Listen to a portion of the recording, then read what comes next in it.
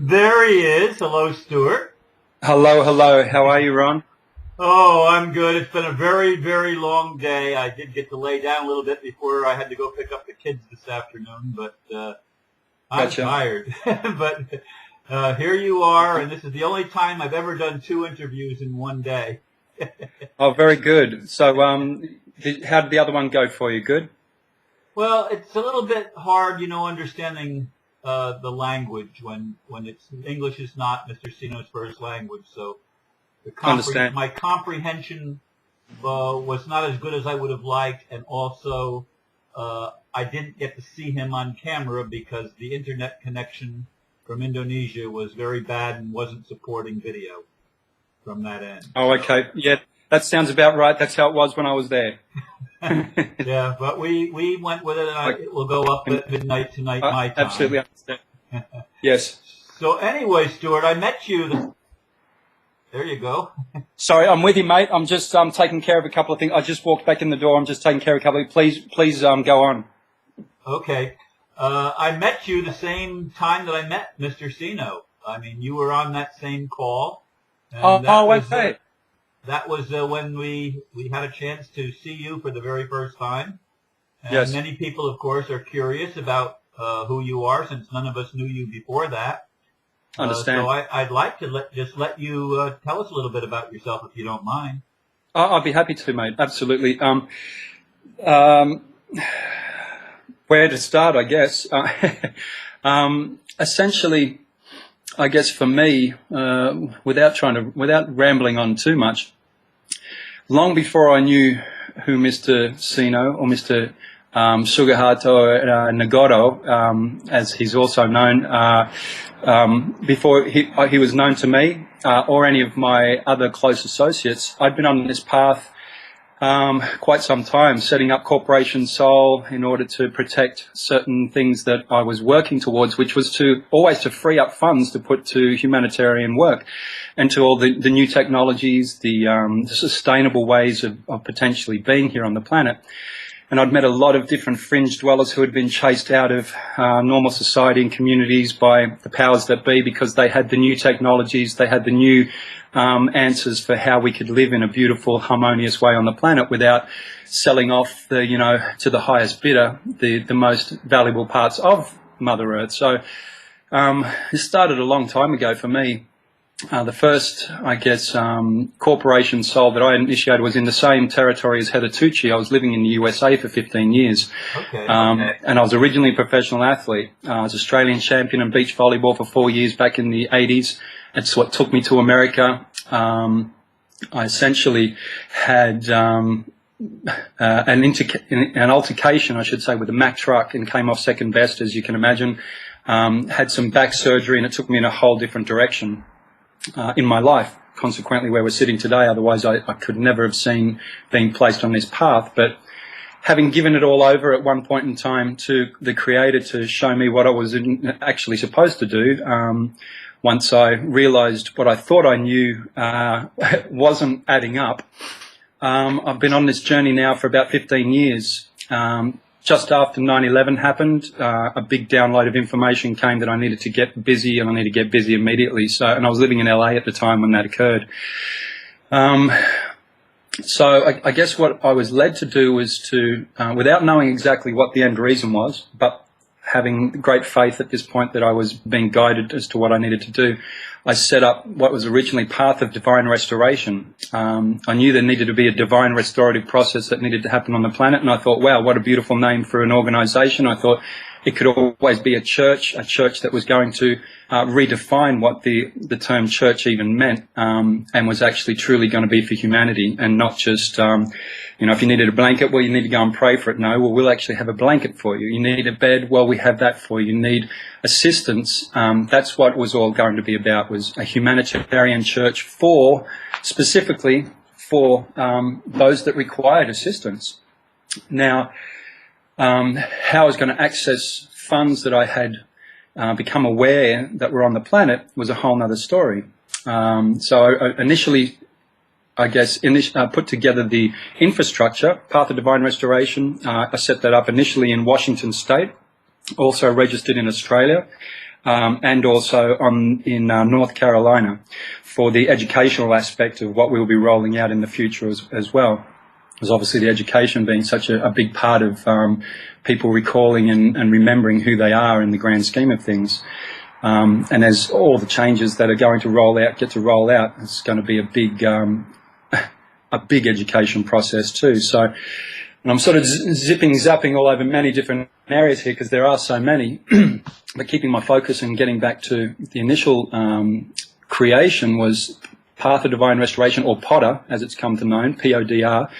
And the whole idea was to potter around the planet and do good, plain and simple. However, of course, that needed to be funded in some way, so all my life savings had gone over the last decade into making sure that these were all set up and ready to go.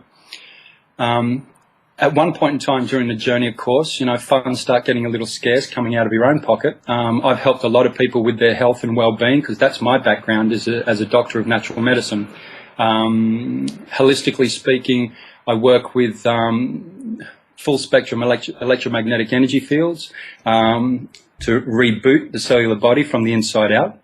I also work with what's called at the moment the Helios Rejuvenator, which is to get full spectrum light in under the tongue and or into the bloodstream as a germicidal and antivirus form of treatment as well.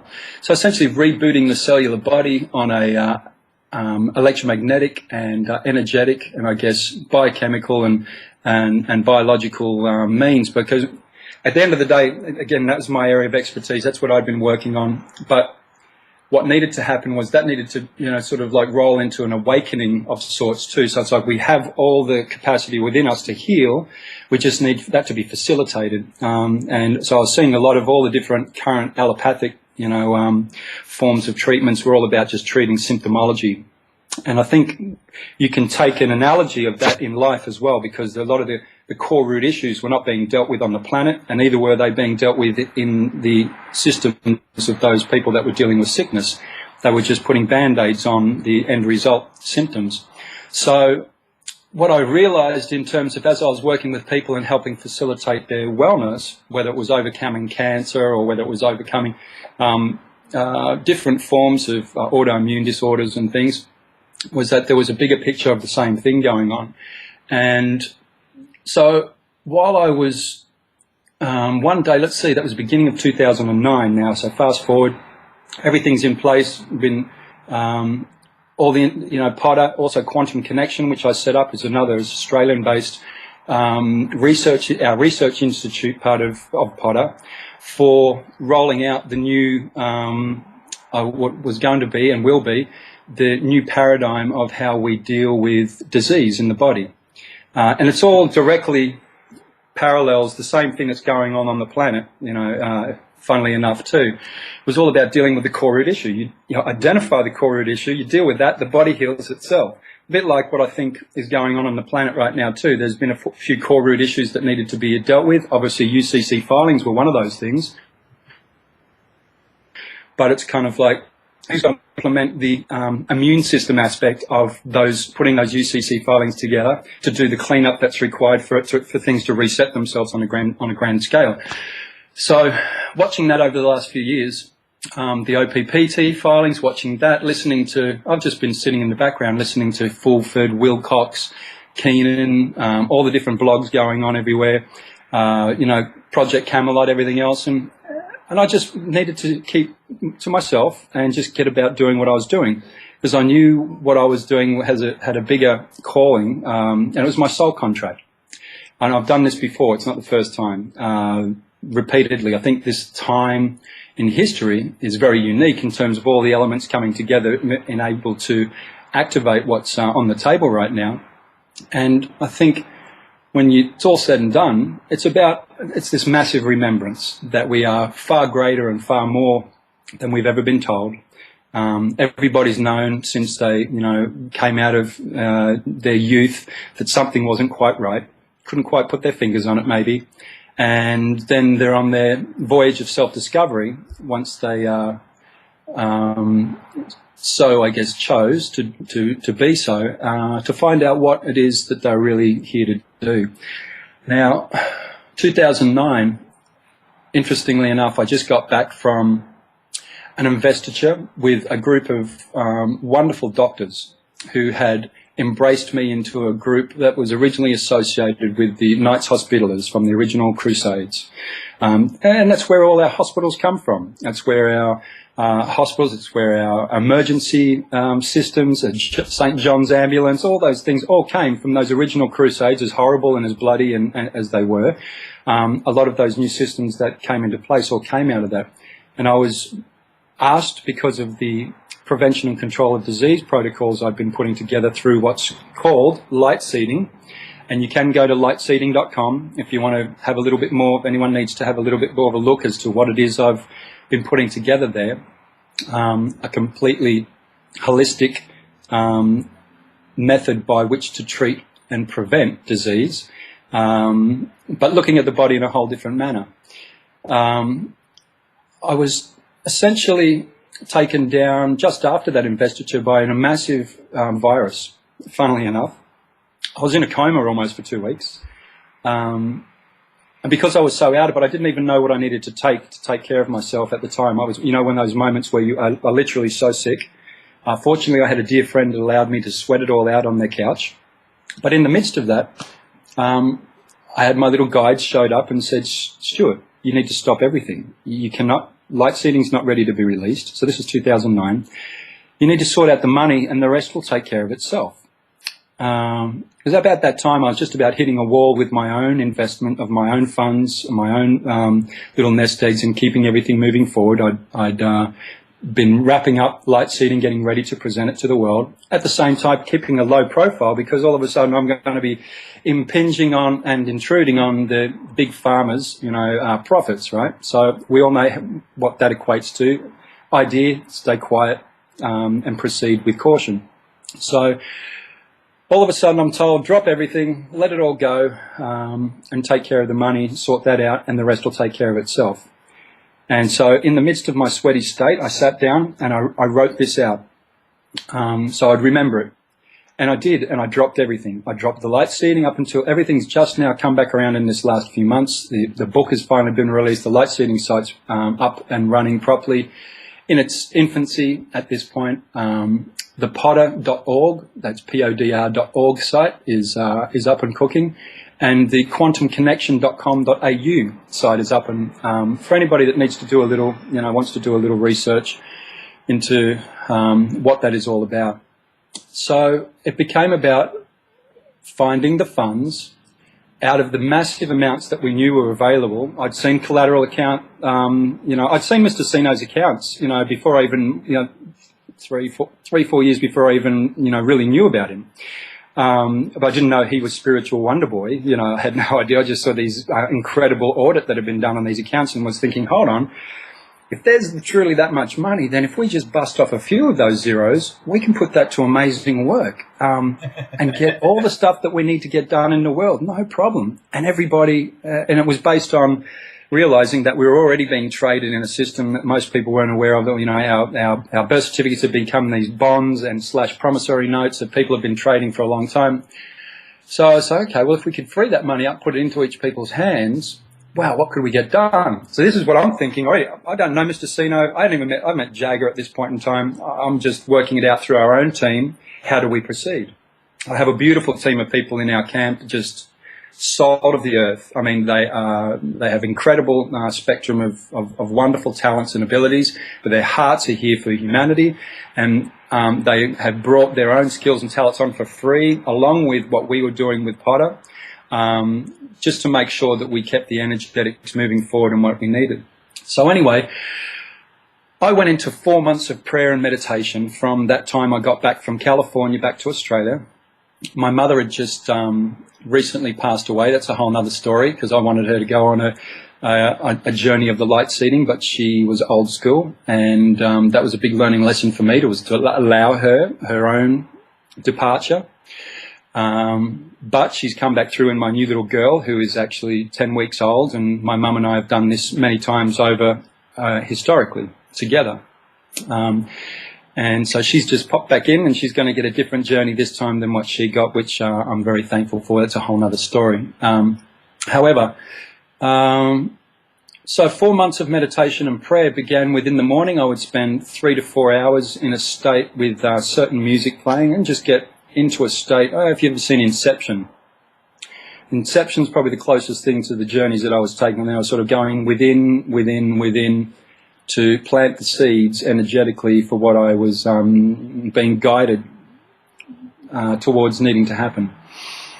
Well, then I'd spend time with this new broker world, this financial world that was very new to me. I had no right being there other than I was being guided to be there. So obviously there was something on a deeper level that I was reconnecting with.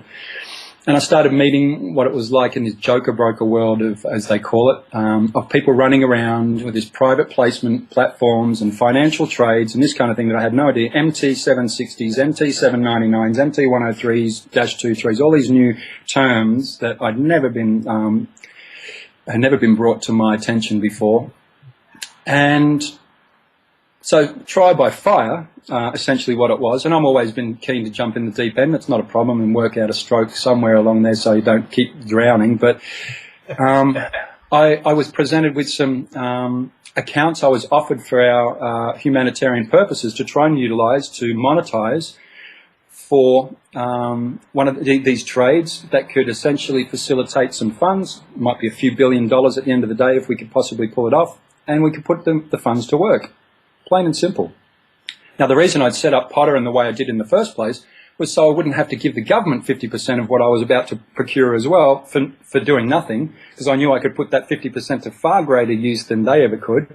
So Indeed. That's why it was, yeah, so that's essentially what it was all set up for. Now, you got to understand, it's not an area I had any expertise in. Fortunately, the gentleman who's now sits as my CFO has far greater insight and understanding, has great political background and affiliations with several different countries and their administrations. But he stepped in on board and said, Stu, you might need a little bit of help, and I love what you're doing, but you're a bit green. People sort of like see the beautiful space that you're trying to facilitate happening, and they'll talk the right lingo to you up front, but next second you'll be pulling knives out of your back behind if you're not careful. Well, of course, I did get to experience that. I'm sort of summarizing as much as possible because a lot went down. All of a sudden, then there's stories. Oh, Dr. Jemesen lost his mind in Hong Kong and he's in an institution. Blah, blah, blah. This happened after I came back from mainland China. I didn't realize I was sitting with banksters. I had no idea. And all of a sudden, they're not going to let me go mainland China unless I signed these documents to transfer XYZ. Well, of course, I didn't sign anything.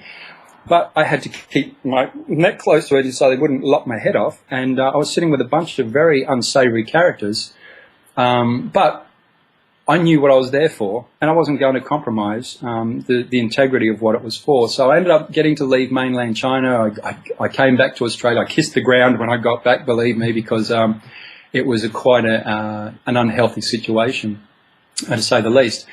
That's just one of a few unusual occurrences that had happened on this journey, but it was all about freeing up a portion of those accounts that we knew were there, and I believed were real, but they were off ledger accounts. It was a whole different. How do you find the combination, the path to get there, to unlock it and free it up? That was really the goal. Problem solver. I guess I can sometimes I can be a good problem solver, not always immediately, but and then when you're talking about a system that's such a maze as this, it's like it literally was amazing. So fast forward, I guess, to past 2009. I'd been sitting in meditation prayer at many different times during this course of this. I have my own little prayer altar and my own little medicine wheel, which I've used for many different native cultures, combinations of different shaman and that I've worked with in the past, and I came up with my own little beautiful medicine wheel and prayer altar, and I use it quite often. Anyway, I had been presented some very rare bonds as a gift to put to use if I could work out if they were real, number one. Number two, if I could get them monetized and how that was going to look. And that was shortly there. That was towards the latter part of 2009. And there's a lot more between then and now, of course, but I guess most recently, and I think that's what might have created some of the ruckus amongst the delegates, because I've been watching what had been happening. I've been watching a bit of what Mr. Ceno are doing, but until you actually meet Mr. Ceno and sit down and you experience what we just experienced, I saw God in action there, mate. I mean, you know that there's something positive, and Mr. Ceno was as surprised by what happened in front of him as any one of us. Well, we didn't know that until about 48 hours later, right, when he said, yeah, it was as much of a surprise to him what had actually unfolded. So great confirmation and affirmation from above that exactly what we were doing was being supported in the unseen realms. And Indonesia lives very much in the metaphysical realm as much as the physical, one and the same. They have a different heartbeat, a different pulse going on there. I very much had a great appreciation and enjoyment of my time there because of the nature of just how it operates. So anyway, just back a few weeks ago, I'd been made an offer by some Chinese folks who were actually supposedly going to get my Liberty bond monetized for quite a sum of money. Never came through. Another one of these, you know, same olds. And this afternoon, I just finished changing my baby's nappy, I think. You know, I'm not really good on the poop and the nappies, but you know, I'm doing my best to support my partner and share the load, so to speak. But I had a little prayer time and played my flute into my medicine wheel. And a couple of hours later, I've got to call Jagger Mara. I haven't spoke to Jagger in a while. You know, I'd met Jagger about 2011 when we were on some similar path with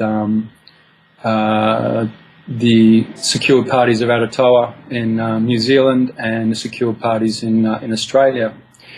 And Jagger says, I got to see you. Where have you been, my brother from another mother? And I was like, wow, what's going on? You know, and he explained to me a few things that have been occurring. I shared with him, because he knew some of the assets I was holding, I shared with him some of the stuff to have forwarded on through Arnie. Said she would love to forward it on at my permission to Mr. Ceno. Mr. Ceno immediately came back and invited me to come on the journey that they were going. And so it all kind of happened very, very fast. And given what I'd been reading and watching, and I knew that Heather Tucci had filed the UCC filings, again, my whole question was, who's going to enforce it? You know, I love it. It's brilliant. You know, no two ways about it. Who's going to enforce it? That was always my question. So I've just been moving along, doing what we'd always had as our Potter agenda and what our charter is all about. And it was always about to eventually hoping to, you know, I mean, back in some of our original projects were to create a bank, a humanitarian bank as part of Potter, so the funds could come out to all the projects that need and be dispersed as need be. So anyway, jumped on the plane, went to Indonesia, saw Spirit in action. It's not seen too many things occur like this. You know, when that stuff happens, that, you know, you're absolutely where you're meant to be, and the collective energy of those around that table was obviously activating certain things that were giving us the affirmation and confirmation of what we were doing there. The bonds had been recognised as what they were, and which were very rare, but needed to be kept in the hands of those. There's a lot more to these bonds than just money and transaction. It was always about the karmic energy that these bonds could heal. There's a lot of blood, a lot of tears have been spilt over these assets, not just this bond. There's only a couple like mine on the planet that even exist. I say mine, I'm the guardian of this thing, it's not mine as such. Nothing here is ours, is it? So what will happen with those bonds is now they will be retired into a museum in Indonesia with a little bit of the history of how they came back to the table and how they are going to now serve as part of that karmic cleansing in the future, because it was always what was going to be done with the proceeds that came from it. Now, most of the guys that all approached me on the bond were all about transaction. They didn't want to talk about spirit. They didn't want to talk about karmic clearing. That wasn't what their agenda. So it was always about the financial concept. As soon as I spoke to Mr. Ceno about this and Arnie, I knew I was sitting and talking to the right people, and I'd found the door I needed to come into. And I found that family that I'd been looking for. When I left Indo, I was in tears. You know, I mean, I'd been in tears more times than that while I was there in recognition of what was occurring in front of us. But the realization that Mr. Ceno, or Mr. Shugi, I should say, Sugihato Nagoro, which I think is more appropriate, that name at this point energetically in the grand scheme of things from my understanding. So, Harder to say. sorry? It's harder to say. I know it is. I know it is. Absolutely. Mr. Shugi is probably the good abbreviation, but knowing that he's the real McCoy and the position that he holds there, I've probably been privy to some things that, in terms of where he truly does sit in the grand scheme of things, that a lot of people aren't aware of at the moment.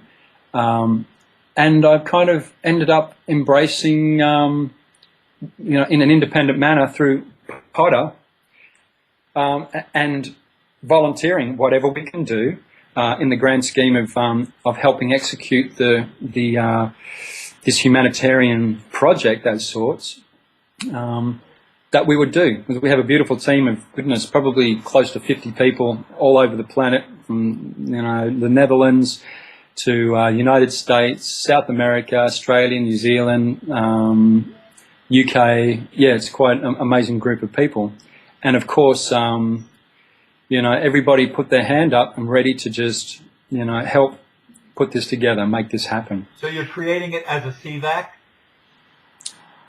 No. See, at this point in time, before I met these guys, we already had our charter, our everything in place. It's not much different to the CVAC at the end of the day, but I'm not familiar with the delegation until I got back. Again, you got to understand, when I called up, I've been reading about Mr. Ceno, I've been reading about what was going on, and I knew that there was some delegation, but I knew that there was, seemed to be, from what I was hearing, a lot of disruption within the process. But again, this is from an outsider's hearing. So I'm hearing bits and pieces here and there, and that they're sorting out their own issues. Meanwhile, we're just moving along doing what we've been doing for years now, for many years, in terms of, I guess, monetizing these assets and moving forward with our projects. So, the CVAC scenario and how that's all going to roll out, and the delegation side of things is something that I've only just become recently familiar with since I got back from Indonesia after the fact. So I had been approached by Mel V after I did that talk that night, and then she actually approached me in a bit of an aggressive manner, and I just kind of like, hey, please, at this point, maybe we need to back up and have and approach this in a different manner, because I'm not here to ruffle anybody's feathers. I'm not here to, to rub anybody the wrong way. And if that's how you're taking it, then, we need to sort of step back and address this in a different way, because I've been on this journey for a long time, and it didn't just happen for me in the last week or so. I might have walked in the right door with the very rare assets I've been guarding, because I was also told if I had let those assets go in the wrong hands, they'd just give leverage to the side that we're essentially not necessarily supporting at this point in time. And you don't need to be giving them, potentially hundreds of trillions of dollars of additional ammunition in the time when, we're looking to make sure that we are the source that everybody needs to come back to in remembrance, number one, and then, to free them up in a way that, obviously this is going to roll out over several generations. We're only going to set the foundation for these things to unfold, and a lot of people are going to have to be re-educated and re-understand, because it's just going to be outside of the realms of many people. I understand what the CVACs are there for, to do, is to re-educate and and do many things since I got back that I think are going to be hugely beneficial. But obviously there's still, teething problems in everything at the moment, in the early stages. So, and I'm sure that'll all unfold and beautifully as it's meant to. Well, I appreciate you taking the time to explain to people where you're coming from. There's been a lot of questions. You mentioned, Sure. You mentioned Mel V, and you said she was a little bit aggressive. And there's other people, of course, that have asked questions. We on the delegation have been working, some of us since last spring, some of us the beginning of the summer, and setting up a CVAC system based on common law. And Right. a lot of the concern is that some people are trying to reestablish canon law, and that's not the way most people in the delegation want to go. We see it as a trap, Yeah. quite honestly. And Is it's not something that we need to iron out and be educated on, Right. As you said. Well, it's interesting because I had actually in 2009 I had gone and filed via apostille my own removal of my straw man and my own declaration as my own global trust and sovereign being via apostille through the Hague signatory countries while I was actually in Republic of California. I went and filed that all through California. Were you in the Republic of California in Rusa? Sorry? Were you in the Republic of California? I used to live there. No, I was just referring to the filing of my apostille and my sovereignty and removal of my straw man through the state California Republic government. Yeah. So I got stamped off on by the state secretary in, Sam Reed, I think, was up in Washington. I can't remember, but I have all the stamped off documents. It's all got filed through the system and had made its way and been recognised globally because it's actually popped up a few times when I've been on my journey and people asking, well, hold on, what's this registration document here? And I said, well, that's my actual sovereign declaration, my removal of my straw man back in 2009. And when I'm ready to utilise it, I will, as a matter of, how we proceed into the future. But I haven't had to pull it out and utilise it at this point in time for anything. It's been a matter of, it was all been preparation to this point, really, as what I've been divinely guided to prepare for, and not knowing exactly how it was all going to unfold, but just having great regard that I was being, guided in the right way. So, you know what, it's interesting. I know that somebody, I'll broach this right now, because the one thing that did come up that somebody, I think it was Arnie brought it up, said, oh yeah, there was questions about money laundering or something. I'm like, oh my God, okay. I know what it is that somebody's gone and found online. And the funny thing is that there was a couple of brokers who had been trying to facilitate a transaction that we thought we had got done last year with some other accounts that we had been gifted that myself and my CFO was signatory on. Now, what happened was we'd been working with a Chinese finance ministry official. So believe me, if anyone had done anything wrong, we would have all gone to jail. We'd all be there now. You wouldn't be talking to me right now. So if truly we'd done anything wrong, we would have been whisked off 30 plus years. However, what did happen is the banker who facilitated this transaction at RBS, Mr. Gascoigne, Nicholas Gascoigne, I think it is, who's also up on there, he did the wrong thing. He disappeared with the funds that had supposedly been taken from the account that we provided as the asset. He monetized it and did a trade, short-term trade, and walked away with about $20 to $30 billion. Now, no one's been able to find him since. No one knows where he is. I don't know. The Chinese official that we've been working with, who you can imagine they have some interesting connections. They've all been trying to track him down because they all have money in, potentially to come out of that transaction. So anyway, what happened was two of the brokers who facilitated, they'd given a phone number to somebody, right? And now they owed billions of dollars or whatever. But that's okay. Everyone was supposed to get paid. It was never about not paying anyone. But for some reason, their nose got out of joint because they didn't get paid. None of us got paid. And they figured we all ran off with the money. So in their lovely state of mind, decided they, along with all the other stuff they'd post on this website, that they would post our passports, absolutely confidential documents and everything else, and put it up online and present it in such a manner that we were supposedly money laundering through these charities. For starters, the charities were always set up to stop the government from taking 50% when we actually had brought the money in so we could deliver it to where it needed to go. So there was never any issue with money laundering. But secondly, we never got the funds. And these guys decided that we did. So they went and painted some picture online that we're some money laundering group that are doing this, that, and nothing because of part of the information that they got. But the thing is, what they don't know is we also have emails that came from them, because the very thing they were accusing us of, they were looking to instigate. They asked us to buy their homes and Rolls Royces, money that was supposed to come to them before they got it in America. We were going to have supposedly already bought them home. We've got the emails them asking us to do it, but we've never gone. We're not. If we ever had to go to court, Believe me, that was what we were going to pull out if anything had ever got to. But we've never had to because it was never an issue. Who they are after, from what I understand, is the banker who disappeared with the funds. So unfortunately, we got implicated in something, my CFO and I, and they went and brought all sorts of other trustees from Potter's names in there. And, I mean, I don't know the full, legal nature of what you can or can't post on people's identification, but putting somebody's,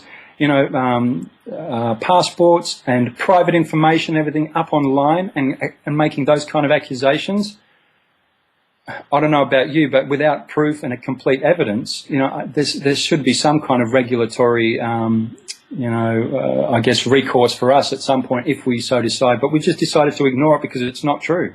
If anybody can go and bring to the table anything that, can validate and verify the BS that has been put out there in regards to that, I'm happy to entertain it. I'm happy to have any, international police body come and discuss anything. But believe me, if we had done anything wrong, we would have already been put away. You can't go and operate at that level in those kind of arenas and do wrong things and still sit running around the planet. Just not going to happen. So anyway, I hope that answers whatever questions I had about money laundering, because it was kind of, I took it initially a little bit offensively, but then I let it go. I was like, because there's no truth in it. And people jump to conclusions, but I haven't gone and made any conclusions about people on the delegation other than, if you want to hang with me, I will share with myself and my being and my loving disposition with you. If you want to do that in kind, no problem. Let's chat about the possibilities of what might unfold and might not. But as adults, if you come at me in a certain way and it's rubbing me the wrong way, like a cat being purred and pat the wrong way, and you're looking to get information at the same time about things, I'm like, I prefer to go and, stick pins in my eyeballs and hang out on my own. I'm not going to torture myself, but I'm certainly an open book, and I'm glad I had the opportunity to share this with you. And if there are any other questions about it, not a problem. I really got no problem. I have none. I mean, I've heard, like you've heard rumors, I hear rumors too, and I mean, I just wish we could all get along and get on the same page. But we have to work out the shadow elements, and that's done in real life. That's very true. Whether we like it or not, we're going to have to heal deep inside all the things that have been plaguing humanity, because it's in every one of us. It's generational, and I think, and I can tell you right now, the thing that I identified and had a big learning lesson on through this broker world and this financial world, which, don't get me, 5 years ago, I had no idea what I was stepping into. But like I said, I'm not shy of jumping in the deep end if I know it's part of fulfilling the contract. So, but what I did learn is people, when it comes to money, and I think that's still some of the healing that needs to occur. Could be within the delegation, all the delegations, I don't know, but I think it could be in everybody at this point. So the delegations aren't, immune, because they are part of everybody. But the fact of the matter is, there's a lot of karmic issue. There's a lot of tears, a lot of blood. There's been a lot of enslavement. There's a lot of things that go down to the very cellular core and memory of our beings. Now, it may present one way, and I've had people come and look me in the eye and swear black and blue that they are this, that, and the other thing. And I believe anybody, what they want to tell me, I believe you, because I'm not going to tell you BS either. I'm going to tell you what I honestly understand, and if I don't understand it or don't know it, I'll look to go and learn what I need to learn yet. But the thing about the money, people turn. And until that money becomes just nothing but an energetic, until they understand and have cleared that karmic residual from past lives and can get past the current life dramas that they carry around money as well, there's going to still be these issues and these dramas, because it's not about the money. It's just simply a facilitating element. That's all it is. Because at the end of the day, it's a system. The money was never here when we first got here. We were divine, beautiful beings born out of light and frequencies and a myriad of other magical elements long before any money or any system existed. So once we can get back to that and realize, I think that these funds are nothing more than some karmic healing to be put to work to, resolve, many generations of issues that are still coming up. I think we'll sit in a much better place with each other. It won't be about the money, and we won't be about what am I still waiting to get, you know, what can I get? We're all, you know, and I think that's a little bit of the dialogue that I read between the lines and hear between the lines of what's going on at the moment. Okay, I've already gone over what I normally do. I usually try to go about a half an hour.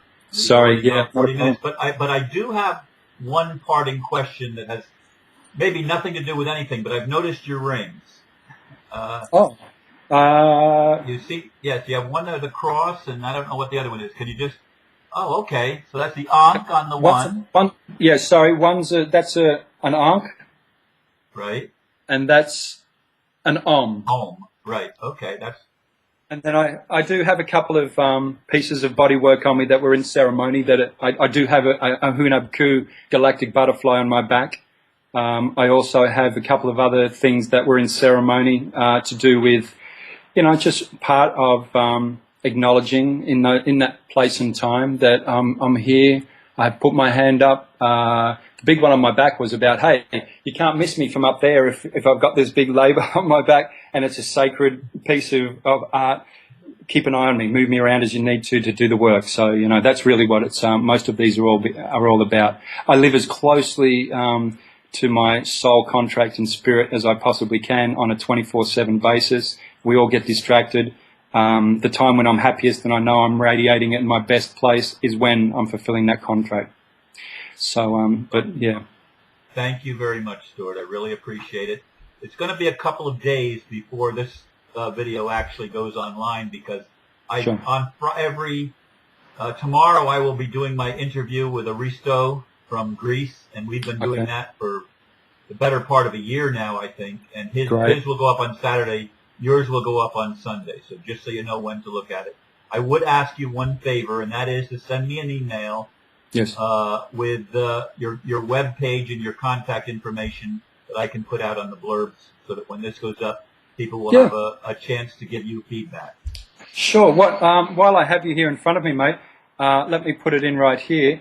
I'll just put Ron. You're not related to Dick Van Dyke? No, no, I'm not. Okay. So Ron Van Dyke, let me just put your email in here, mate, and I'll send you a link. It'll have all my. I'll send you an email. I'll have all my information right in there in the signature. Okay, I appreciate that. Just use my primary email address is paradoxman, one word. Paradoxman. Paradoxman. Yep. Right. At CFL. That's Central Florida. CFL. Yes. .rr.com. .com. All right. I'm going to send you a little test one here, and so that way you've got everything that you need in that. It's funny. I guess I am an artist in different ways. We're all artists. I mean, living this journey is nothing but a creative, artistic expression of what we remember we've been gifted to celebrate with everybody else, right? So I'll just send you that test right now. And you have this is my direct email straight into me too, mate. And we have created some wonderful music recently that's about updating our operating system. I just got your email. Very good. Isn't that lovely? We're in such a perfect time for executing this wonderful, project because, never before, I mean, 30 years ago, I would have needed 30 people, 20, 30 people staff to take care of what you can do now yourself on a computer. It's amazing. Yes, it is.